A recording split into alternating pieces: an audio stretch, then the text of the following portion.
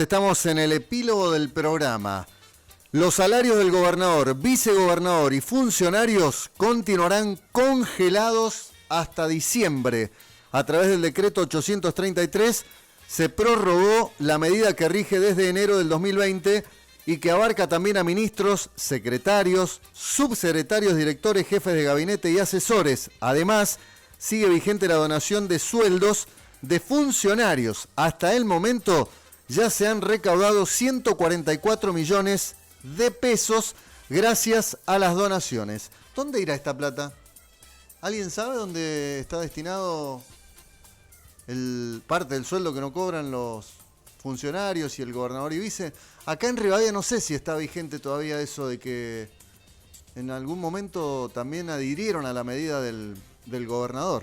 La vamos a saludar a la doctora Karina Coparoni, que es la directora del Hospital Saporiti. Ayer, en el informe diario que emite el hospital, y que realmente lo hacen muy bien, se conoció la noticia que se registraron 17 casos de COVID positivo en el Hospital Saporiti. ¿Es así, Karina? ¿Cómo te va? Buen día. Buen día, Hugo. Sí, así es, en efecto. 17 hisopados, 17 positivos. Bueno, ¿es el mayor número desde que estamos en la pandemia? Sí, más allá de que hemos ido teniendo mayor o menor cantidad de testeos, en el día, digamos, estos resultados se informaron ayer, pero fueron pacientes hisopados antes de ayer, ¿sí? Hay que tener en cuenta que por ejemplo, tenemos ahí un gran conglomerado familiar de 6 personas que se hisoparon los 6, ¿sí? Hoy por hoy, con las nuevas directivas del ministerio, esto lo que va a hacer es que la próxima vez que tengamos un gran conglomerado familiar se hisopa solamente a un integrante del domicilio y se hace lo que se llama el diagnóstico por contacto clínico epidemiológico, ¿sí? Si dentro de una habitación, de una casa, hay 5 o 6 convivientes, todos están con síntomas, se estudia uno solo y el diagnóstico se hace para los demás porque tienen el nexo clínico, ¿sí? Sí. Pero bueno, tenemos dentro de esos 17, tenemos una que es personal de salud, tenemos, bueno, este gran conglomerado familiar de 6 integrantes, tenemos un paciente que había sido derivado del Hospital Perrupato al área de pediatría en un principio se había descartado el diagnóstico de COVID y por la evolución tórpida del cuadro se le hizo el aspirado y bueno, dio positivo. Tenemos una persona que es personal del área del transporte, tenemos 3 casos sin nexo, ¿sí? Y después tenemos el resto con nexo, ¿sí? Ya sea porque son familiares directos de pacientes COVID positivo o personal de un centro de un geriátrico. Estas 6 personas del conglomerado que decías, ¿a qué zona de Rivadavia pertenecen? A Ciudad. En Ciudad. ¿Y cómo es el contacto o el contagio? ¿Por qué viene? Porque ya ellos tenían nexo con un paciente COVID positivo, un nexo anterior, y obviamente se ha contagiado todo el núcleo familiar, todos los convivientes del hogar. ¿Y en este caso van a su casa a hacer el aislamiento o a dónde los ubican? Y nosotros, hoy por hoy, con las nuevas guías, lo que se hace es, se hace la entrevista telefónica, ¿sí? Y aquellas personas que tengan factores de riesgo o que no pueden hacer el aislamiento domiciliario, se los va a aislar en el hogar de día. Pero si tiene factores de riesgo más criterio clínico, se los interna en el hospital para ser estudiados. Karina, imagino deben tener una estadística desde que arrancó la pandemia de cuántos pacientes COVID-19 han pasado por el hospital y por el hogar de día y también cuántos recuperados, porque me parece que esto es importante manifestarlo, rescatarlo y resaltarlo. Los recuperados que han habido también. Sí, entiéndase que nosotros en el hogar de día, hoy por hoy, tenemos muy pocos pacientes, entendiendo de que muchos de ellos se han recuperado entendiendo también de que nosotros hacíamos de backup de los pacientes leves del hospital Perrupato. Como ellos activaron la internación en un hotel, digamos, esos pacientes que venían del Perrupato ya no los estamos recibiendo, sino que el Perrupato los envía a los hoteles, ¿entiendes? Sí. Entonces, nosotros hoy por hoy tenemos muy poquitos pacientes en el hogar de día, pero que sí ahora eso ya se va a reactivar porque, bueno, nosotros ahora necesitamos, con este gran número de casos que dieron positivos ayer, aumentar la rotación de camas. Lo que vamos a hacer es, aquellos pacientes que tengan criterio de internación se los va a internar, se los va a estudiar, y si tienen la posibilidad de aislamiento domiciliario y el cuadro clínico lo amerita, van a volver a su hogar con seguimiento telefónico como lo establecen las nuevas guías. Si esos pacientes no tienen lugar donde aislarse y el cuadro clínico es leve, irá al hogar. ¿Y cómo definen el criterio de internación? ¿Qué se toma en cuenta? Por la sintomatología. Por la sintomatología del paciente. Nosotros hemos tenido pacientes que lo único que han tenido es una pérdida del olfato que les ha durado 2 o 3 días. Salvo eso no han tenido nada. Hemos tenido pacientes que en este momento están con aislamiento o internación domiciliaria, como le quieras llamar, donde lo que tuvieron en su momento fue un dolor de garganta que le duró 2 o 3 días, pero sin ir más lejos, hay una de las pacientes que se le hizo una entrevista telefónica ayer y había estado entrenando dentro de su casa, para que vea, digamos, que el abanico clínico, el espectro que puede presentar la infección por COVID es muy amplia. Desde una persona con una leve sintomatología que puede, por ejemplo, entrenar en su casa, hasta dar una neumonía grave, ¿sí? El abanico, el espectro clínico que puede presentarse es muy grande. Entonces lo que se hace es, con estas entrevistas telefónicas, aquellos pacientes que tengan síntomas o algún malestar, se los interna, se los estudia y el resto se les hace seguimiento telefónico. También hay desde la parte de epidemiología otro tipo de seguimiento que se hace, se les da un instructivo para que bajen una aplicación, y en esa aplicación el paciente lo que va haciendo va cargando en forma diaria los síntomas y el estado general que tiene, ¿sí? Sí. Entonces es como que tiene un doble control, el control telefónico desde el hospital más el chequeo que se les hace desde el ministerio. En un gráfico que vi hasta el 13 de agosto figuraba que Rivadavia había registrado 75 pacientes con COVID-19. ¿Esto es así? ¿Se puede confirmar? Sí, eso con la fuente del Ministerio de Salud de la Nación. El tema es el siguiente. Hay muchos pacientes que, por ejemplo, dentro del área del transporte han sido diagnosticados en otros lugares, y esos pacientes nunca fueron diagnosticados acá en Mendoza, pero se los ingresa a las estadísticas del lugar de residencia. Entonces por ahí es muy difícil tener el número exacto porque son pacientes que nunca los tuvimos nosotros como caso en la zona este, porque también nos ha pasado gente de Rivadavia que está internado en el Perrupato o que ha sido internada y diagnosticada en el Hospital El Carmen por tener la obra social OSEP. Y de esos casos sí nos enteramos porque se termina informando dentro de lo que es el Ministerio de Salud de la provincia. Cuando uno lo informa, si bien lo informan por hospital, al ver el domicilio sabemos que la procedencia es de Rivadavia. Pero nos pasa con muchas personas que son residentes en otras provincias y cuando se cargan los positivos se cargan por el lugar, por el domicilio legal, digamos, no por el lugar de residencia, ¿se entiende? Entonces es sumamente difícil tener el número exacto. ¿Han tenido personal de la salud contagiada en el hospital? ¿O tienen? En el hospital tuvimos una sola persona, pero que el nexo de contagio no fue intrahospitalario, sino fue por nexo familiar.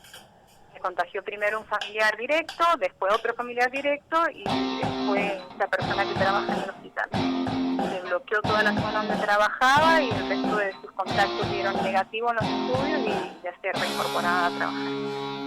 A partir de esta disposición que anunció ayer la ministra y que acabas de mencionar, de que ya no se va a hisopar a un grupo familiar si hay uno que da positivo, ¿estaban faltando hisopados por eso esta medida y también para descomprimir un poco el sistema de salud? No sé cómo será en los otros hospitales, nosotros acá tenemos y estamos hisopando, pero yo creo que va a llegar el momento donde ya si si esto sigue creciendo, no se van a seguir hisopando, sino ya va a llegar un momento que se van a tratar a todos como si fuera COVID positivo. Digo, esto del nexo clínico, ¿sí?, por convivencia, Buenos Aires lo incorporó ya hace tiempo. Nada más que, bueno, acá en Mendoza todavía no lo incorporaban porque estábamos en la fase de contención. Ahora ya al pasar a la fase de mitigación es que se habilita esta internación domiciliaria, el control telefónico y que se tope a uno solo del grupo familiar. ¿Sí? Obviamente las estadísticas van a dejar de ser sí, ahí de reflejar todo eso. Ya vamos a perder un número más o menos certero de... Sí, va a ser sumamente difícil. Así como seguramente tenemos un montón de personas que han cursado la enfermedad en forma asintomática, por eso es difícil en este momento tener el número real de personas que han tenido o han cursado la enfermedad por COVID. ¿Qué disponibilidad hoy de camas tienen en el área COVID del hospital? En este momento, en el sector de clínica, hay 5 camas disponibles. Y no, hay 5 ocupadas y 5 disponibles. Digo, ¿no hay ningún paciente en estado grave, crítico? ¿Esos los derivan ustedes? No tenemos ningún paciente grave. Y te pregunto, desde el desconocimiento, pero digo, hablamos de 70 y algo de contagiados, que no es un número real por lo que vos también marcás. La tasa de mortalidad, porque hemos tenido 3 muertes, puede ser, por lo que yo tengo registrado. El primero fue Morales, que falleció en el Hospital El Carmen, después el abuelo en la Clínica del Sol, y ahora el de ayer en la madrugada en el Hospital Perrupato, que no figuró. Me extrañó porque no figuraba ayer en el parte oficial del ministerio ese. Sí, no lo vi en el parte. Digo, ¿es alta la tasa de mortalidad para la cantidad de contagios? Lo que pasa es que en realidad, Hugo, lo que hay que ver más que la tasa son las comorbias o los factores de riesgo, digamos. Y esas 3 personas que han fallecido no han sido personas jóvenes o sin factores de riesgo, sino todo lo contrario. Eso es lo que se toma en cuenta. Claro. Factor de riesgo mayor de 60 a 65 años, más las comorbias, hipertensos, diabéticos, obesidad y demás. ¿Estamos en los números más o menos que ustedes estimaban para la época del año? Sí, convengamos que nosotros nos venimos preparando hace tiempo y se estaba esperando el tan mencionado pico, y ese pico en realidad se fue atrasando, ¿sí? Se fue atrasando, pero bueno, sabíamos que iba a llegar y acá está. Bueno, más temprano hablamos con el doctor Zaraco y él dijo, mientras cumplamos con utilizar el tapaboca, el distanciamiento y la higiene de manos, será todo mucho más sencillo de lo que uno imagina. Sí, así es. Nosotros lamentablemente hemos tenido que cambiar de fase de la pandemia, como te decía, de pasar de una etapa de contención a una fase de mitigación, porque de repente se vio todo el sistema de salud que estaba con muchísimas camas ocupadas, con pacientes leves, ¿sí?, asintomáticos leves, y porque bueno, en la mayoría de los casos va a cruzar así. Pero ¿qué pasa? Lo que hay que dejar hoy por hoy, como tenemos mayor cantidad de pacientes contagiados, es disponibilidad de plazas hospitalarias para aquellos pacientes que cursen con un cuadro un poquito más complicado, un cuadro ya tirando moderado o severo. Los severos nosotros en el hospital no los vamos a tener por una cuestión obvia de complejidad, pero sí tenemos que disponer de las camas para aquellos pacientes que no cursen la enfermedad en forma sintomática o oligosintomática, como se dice, sino que tengan algún otro tipo de complicación o con factibilidad de contagiar. O sea, yo, por ejemplo, ahora estoy viendo las edades de los 17 casos de ayer y la mayoría son personas jóvenes, digamos. La edad mayor que tengo es una paciente de 54 años, ¿sí? Pero después tenemos 50, 40, 27, 33, 19, 21, digo, en una franja de personas que no por edad no tendrían factores de riesgo. Sí tienen algunas otras comórbidas y esos son los que vamos a internar para estudiar, ¿no? Sí, ¿por qué se están demorando los resultados de los hisopados? ¿Y demorando en qué sentido, Digo, Hugo? Perdón. porque estabas diciendo que estos resultados que se conocieron de ayer correspondían a qué día. Porque las muestras se tomaron a las 3 de la tarde, Ah, en la primera hora de la mañana a Salud Pública y informan en la noche. así se maneja el laboratorio donde hacen los estudios.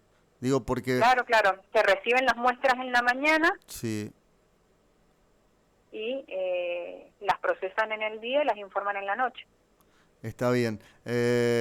Bueno, Karina, la Sí nos última. ha pasado Sí, 1 o 2 días que han recibido muchísimas cantidades de muestras y han dejado algunos hospitales de procesarlos y los han procesado al día siguiente. Entonces por ahí ha pasado que nosotros hay un par de días que no hemos tenido los informes nuestros y los han pasado y han informado al día siguiente los 2 días juntos.